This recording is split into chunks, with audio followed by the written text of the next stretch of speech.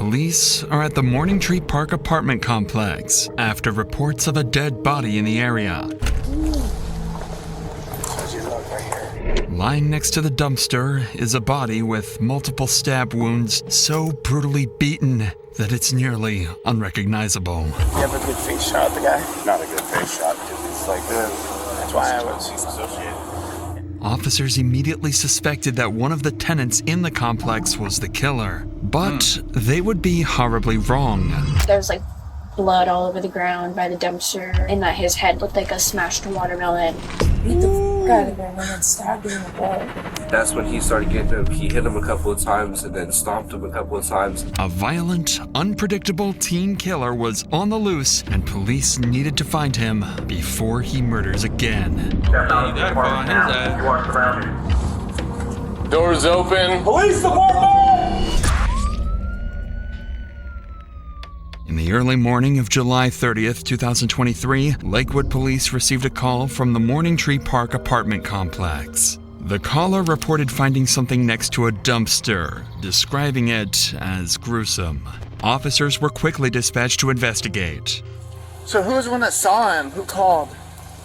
You did, sir? Me. So what happened? What did you see? Like, how did this all... Okay, me and her What is she really recording?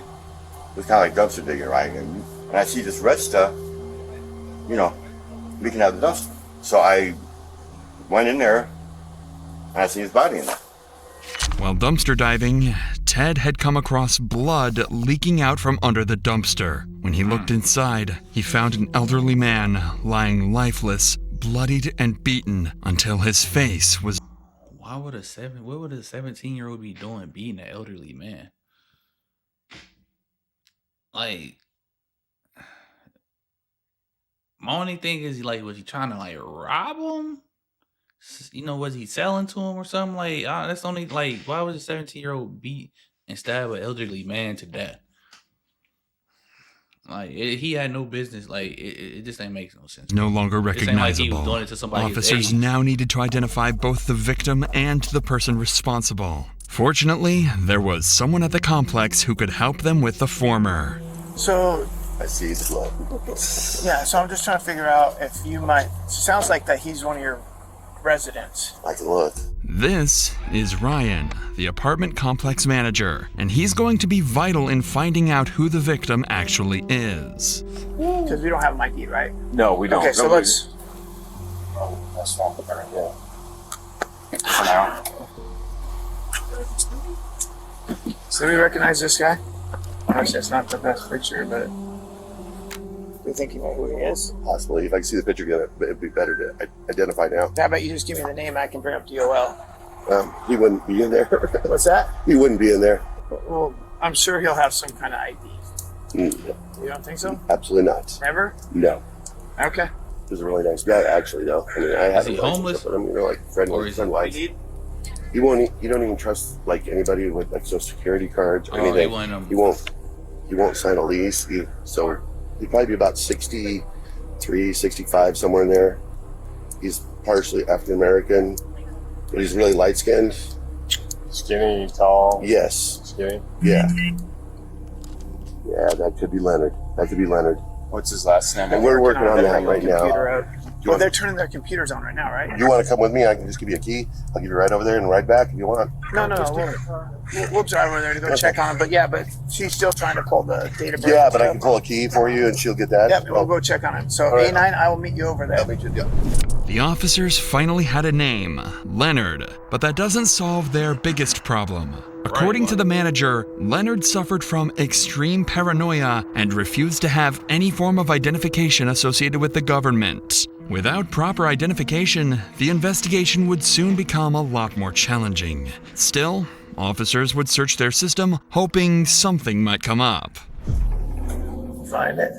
I found a couple. We just have to start running them for Any DOL or prior bookings or anything? There's bookings. That's 2019. okay. Now he's dealing with crap too. Okay, we're gonna go to A9 and see if this guy's there. Okay. So Megan, no, do you mind talking to my partner? He's the one that's primary. Okay. We're gonna go check that apartment that you gave us, make sure there's no one in there. But if you want to sit down and hang out, Okay. While officers continued searching the database for possible matches, others went to check the supposed victim's apartment. And with help from the manager, they quickly got the key.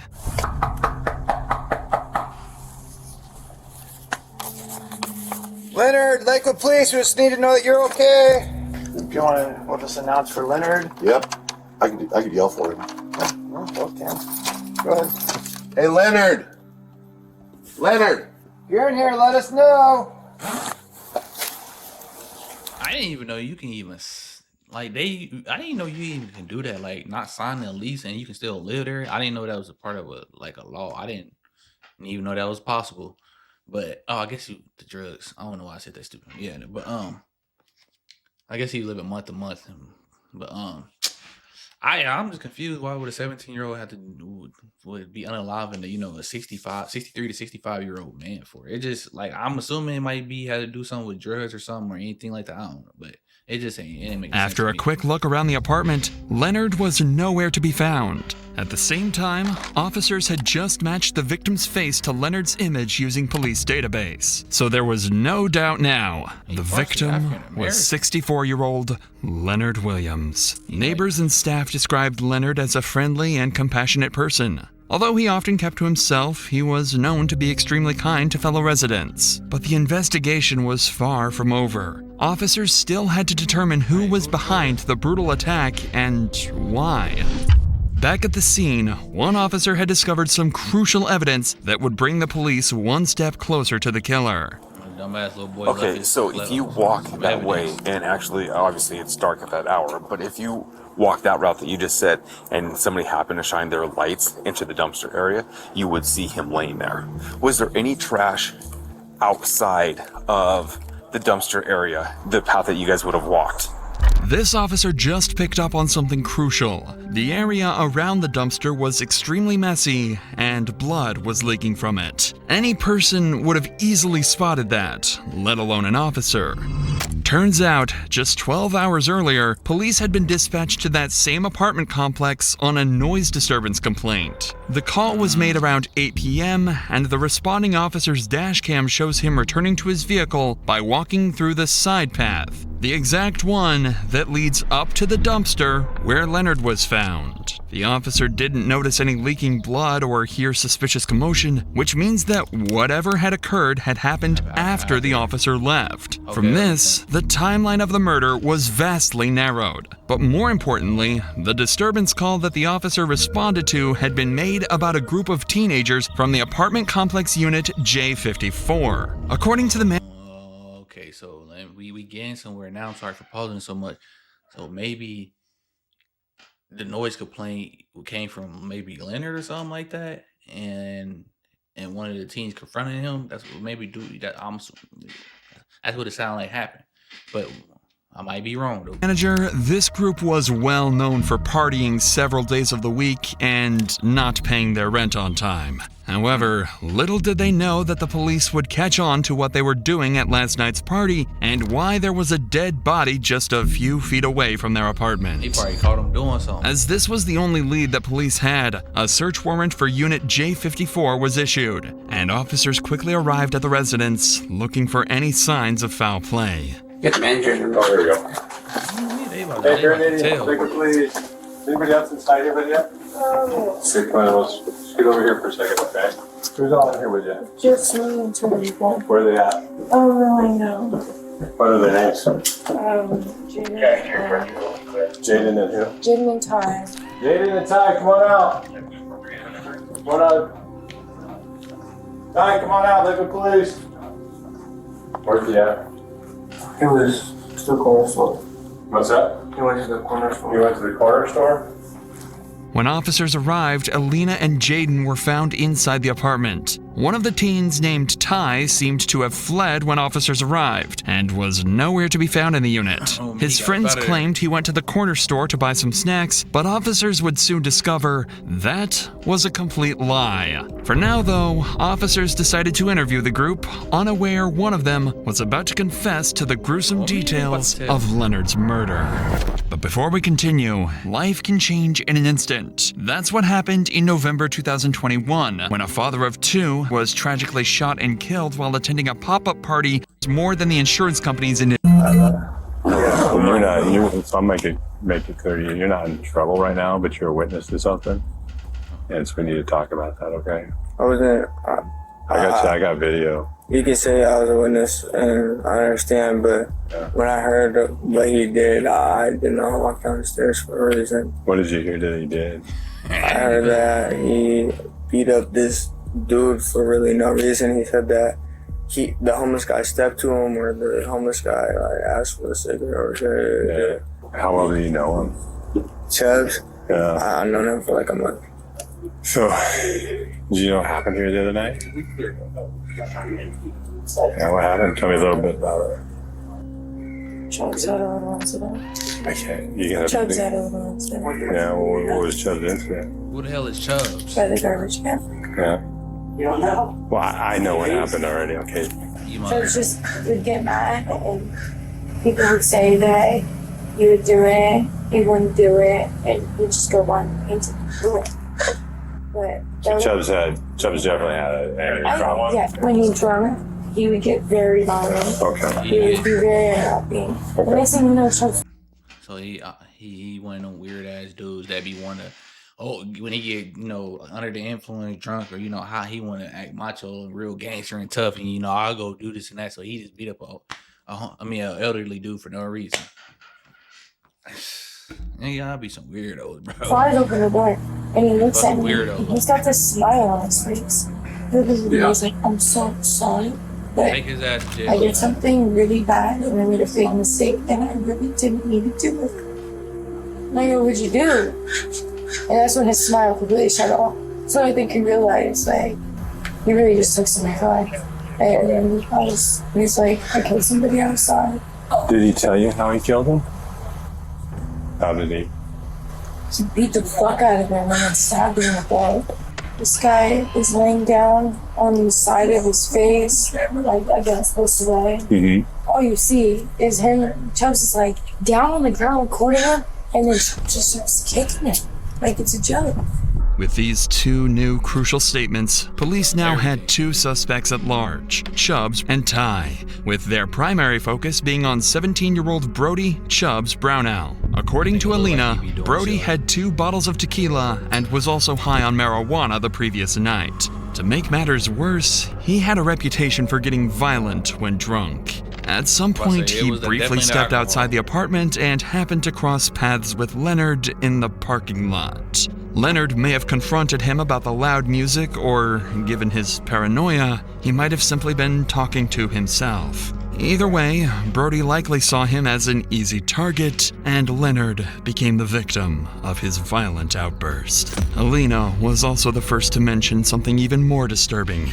Brody had recorded the entire thing on Snapchat. He filmed himself beating and stabbing Leonard to death, then sent the video to friends at the party.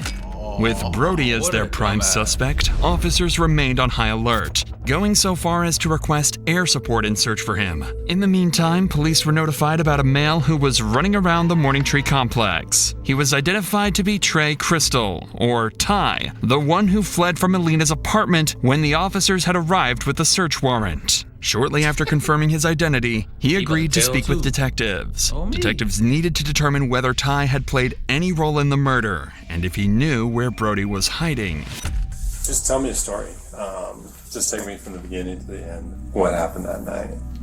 He ended up really drunk, and then he was trying to fight everyone at the party, but no one would fight him because either they would win and then he was backing down or stuff like that. Okay. So he couldn't fight anyone there. And so he went outside all mad, and then there was this homeless dude or whoever it was walking by, and then he was like, "Oh, keep stepping, keep walking," and then the homeless dude was like, "All right," and then he was just walking away, And then Chubbs just started getting mad and then just like ran up on him and punched him. And then he just started stomping on him. After a minute or two, he went up inside and then he like grabbed the knife and everyone was trying to stop him, but like he was kind of scary with the knife because he was really drunk. According to Ty, he fled the apartment out of fear. Although Ty's statement aligned with those of other witnesses, police couldn't definitively rule him out due to his suspicious behavior. But for now, their priority was finding Brody. While the search was still ongoing, officers interviewed everyone who knew Brody to find out where he might have fled, including two of his best friends, Miguel Ventura and Dakota Johnson. I ended up going, basically there was a party posted up that was over at one of our female friends, Britt's house. And eventually, Chubbs, I guess he stormed outside. He got really upset. He was drinking 1800 at the time, like tequila. There was someone standing by the garbage cans and he got really angry at him because I think they were staring at him. He just got... See, dude know who to play with, bro, because if it was anybody else, they would have domed him. They would have smoked dude. Like, come on, bro. He knew who to play with. He knew who to do that around, bro. He knew he could do that around his friends, and he called the innocent man, bro. Like I said, he would play with somebody else, they would have smoked him. But he got him up out of there. Like you don't have sympathy for niggas like that, bro. Just a bunch of weirdos. Like, say he getting drunk off the 1800. Now he like want to feel macho and shit. Like, come on, bro. Closer to him, and I think the dude yelled something at him, and then he just started swinging on him. I get down the stairs, and then that's when he started getting him. He hit him a couple of times, and then stomped him a couple of times, and by that point, like, it was too much. Like, it was just a lot. I grabbed him by his chest and everything. I tried to pull him. Was there anybody else that was hitting the guy? Was there anybody else kicking him, hitting him, punching, stomping him? And you had text messages with him shortly after. Can you kind of explain to me about those text messages? It was like the day after he had done it. Okay. He did coke and he beat the crap out of this guy and killed him and stabbed him in the neck. And then there was like blood all over the ground by the dumpster, and that his head looked like a smashed watermelon. He told me that he tried to put him in the trash can himself, but he couldn't do it. So that's why he stabbed him in the neck. While officers continued interviewing witnesses, Brody had just been located hiding in his family home 40 minutes away in the city of Yelm. A SWAT team quickly descended on the residence, ready to take Brody down if he made any wrong move. All right, hey, you three, if there's people milling around up front, we're going to detain them right off the bat, so be ready to go hands as soon as they move up. They run or we're letting them run, right? Yeah. All right, we're capped. Bat team's rolling up.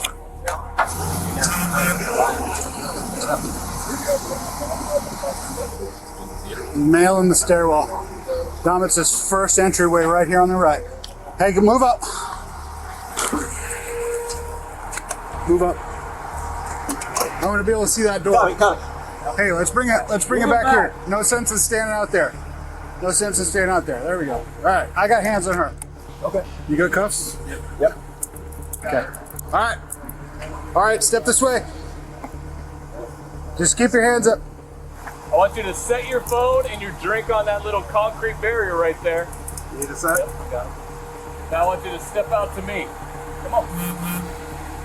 Put your hands on your head, flip around, face the building. Okay. We're good for right now. Down. We're just detaining one more. Hey, come down. Set it down right there. Now put your hands on top of your head and step over to me.